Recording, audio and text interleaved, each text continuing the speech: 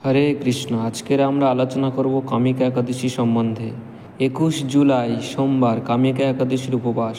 তো চলুন এই একাদশীর মাহাত্ম্য দেখে নেওয়া যাক। কামিকা একাদশী শ্রাবণ কৃষ্ণপক্ষিয়া কামিকা একাদশীর কথা ব্রহ্ম বৈবর্ত পুরাণের যুধিষ্ঠির শ্রীকৃষ্ণ সংবাদে বলা হয়েছে। যুধিষ্ঠির মহারাজ শ্রীকৃষ্ণকে বললেন, হে গোবিন্দ, হে বাসুদেব, শ্রাবণ মাসের কৃষ্ণপক্ষের একাদশীর নাম এবং মাহাত্ম্য সবিস্তারে আমার কাছে বর্ণনা করুন। তা শুনতে আমি অত্যন্ত কৌতূহলী। প্রত্যুত্তরে ভক্তবৎসল ভগবান শ্রীকৃষ্ণ বললেন, হে রাজন, পূর্বে দেবর্ষি নারদ প্রজাপতি ব্রহ্মাকে এই প্রশ্ন করলে তিনি যে উত্তর প্রদান করেছিলেন, আমি এখন সেই কথাই বলছি। আপনি মনোযোগ সহকারে তা শ্রবণ করুন। এক সময় ব্রহ্মার কাছে ভক্তশ্রেষ্ঠ নারদ জিজ্ঞাসা করলেন, হে ভগবান, শ্রাবণ মাসের কৃষ্ণপক্ষে একাদশীর নাম কি? এর আরাধ্য দেবতাকে? সেই ব্রতের বিধি বা কীরকম এবং এই ব্রতের ফলে কি পুণ্য লাভ হয় তা সবিশেষ জানতে ইচ্ছা করি।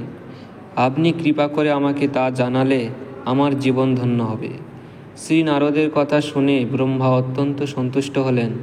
তিনি বললেন, হে বৎস, জগৎ জীবের মঙ্গলের জন্য আমি তোমার প্রশ্নের যথাযথ উত্তর দিচ্ছি, তুমি তা শ্রবণ করো। শ্রাবণ মাসের কৃষ্ণপক্ষে একাদশী কামিকা নামে জগতে প্রসিদ্ধা। এই একাদশীর মাহাত্ম্য শ্রবণে বাজপেয় যজ্ঞের ফল লাভ হয়। ভগবান শ্রীহরি পূজা অর্চনা অপরিমিত পূর্ণ ফল প্রদান করে। গঙ্গা, গোদাবরী, কাশী, নৈমিষারণ্য, পুষ্কর ইত্যাদি তীর্থ দর্শনের সমস্ত ফল একমাত্র কৃষ্ণ পূজার মাধ্যমে কোটি গুণ লাভ করা যায়। সাগর ও অরণ্যযুক্ত পৃথিবী দানের ফল, দুগ্ধবতী গাভী দানের ফল অনায়াসে এই ব্রত পালনে লাভ হয়। যারা পাপপূর্ণ সাগরে নিমগ্ন, এই ব্রতই তাদের উদ্ধারের একমাত্র সহজ উপায়। এই রকম পবিত্র পাপনাশক শ্রেষ্ঠ ব্রত আর জগতে নেই। শ্রীহরি স্বয়ং এই মাহাত্ম্য কীর্তন করেছেন। রাত্রি জাগরণ করে যারা এই ব্রত পালন করেন তারা কখনো দুঃখ দুর্দশাগ্রস্ত হন না। এই ব্রত পালনকারী কখনো নিম্নজনী প্রাপ্ত হন না। কেশবপ্রিয়া তুলসী পাত্রে যিনি শ্রীহরির পূজা করেন, পদ্মপাতায় জলের মতো তিনি পাপে নির্লিপ্ত থাকেন। তুলসীপত্র দিয়ে বিষ্ণু পূজায় ভগবান যেমন সন্তুষ্ট হন, মণিমুক্তাদি মূল্যবান রত্ন মাধ্যমে তেমন কৃত হন না। যিনি কেশবকে তুলসী মঞ্জির দিয়ে পূজা করেন, তার জন্মার্জিত সমস্ত পাপ ক্ষয় হয়ে যায়। এই প্রসঙ্গে ব্রহ্মা বললেন, হে নারদ, যিনি তুলসীকে প্রত্যহ দর্শন করেন তার সকল পাপরাশি বিদরিত হয়ে যায়।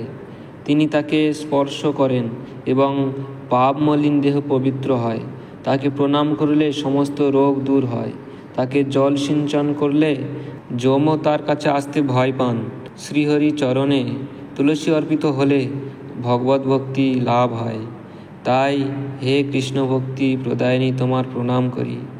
যে ব্যক্তি হরিবাসরে ভগবানের সামনে দীপ দান করেন, চিত্রগুপ্ত তার পুণ্যের সংখ্যা হিসাব করতে পারেন না।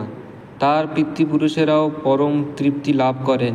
শ্রীকৃষ্ণ বললেন, হে রাজন, আমি আপনার কাছে সর্বপাপ হারিণী কামিকা একাদশীর মাহাত্ম্য বর্ণনা করলাম। অতএব যিনি ব্রহ্মহর্তা, ভ্রূণহর্তা, পাপ বিনাশিনী, মহাপুণ্য ফলদায়িনী এই ব্রত পালন করবেন ও এই মাহাত্ম্য শ্রদ্ধা সহকারে পাঠ অথবা শ্রবণ করবেন, তিনি সর্বপাপ থেকে মুক্ত হয়ে বিষ্ণু লোকে গমন করবেন। এখন আমরা পারণের সময়সূচি সম্বন্ধে আলোচনা করব। 22 জুলাই মঙ্গলবার একাদশীর পারণ ভোর 5:03 থেকে সকাল 7:60 মধ্যে।